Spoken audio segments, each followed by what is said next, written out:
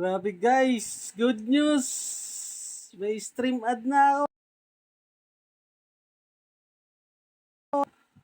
Ang galing, sulit yung ating effort na ginagawa guys. No?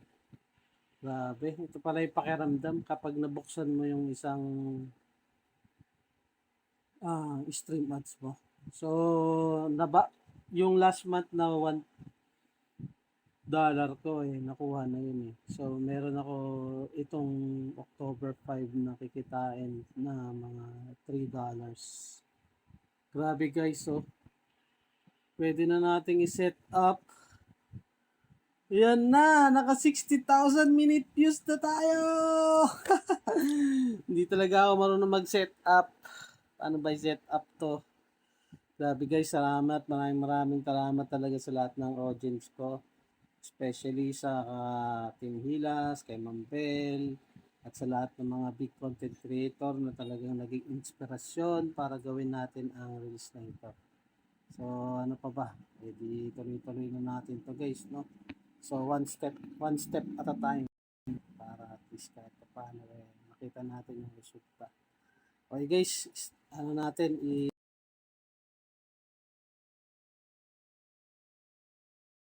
individual, sole properties, yes. Next natin, PayPal. Okay, PayPal natin yan, PayPal.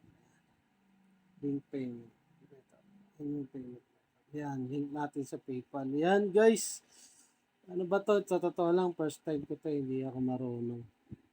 Yan, so your reels all set. Yun, all set na. Insert ads into qualifying content, automatically placement, learn about placement types. Okay guys, pag no, grabe, nakakatuwa talaga. Sulit yung ating pagpupuyat, yung effort, yung pagiging consistent. Regardless na meron tayong inaasikasong business, no? Kaya minsan di tayo makapag-engage sa mga followers and non-followers natin, no? Sana maintindihan ninyo na makakumukuha lang tayo ng extra time kapag release natin. Pero grabe, sulit talaga guys yung effort natin kasi nabuksan na natin. Okay, kiklik ko na yung done. Yun! Yan! Pwede na tayo kumita. Ayos! Ito yung mga tips. Learn more about stream ad, about Facebook stream ad, stream ad. Okay, mamaya pag-aaralan natin yan guys. Guys, maraming salamat talaga. Hindi ko alam kung paano ako magpapasalamat sa inyo, pero basta salamat po talaga. Maraming salamat po. Hindi po talaga mapagsidlan yung aking kasiyahan. Salamat po!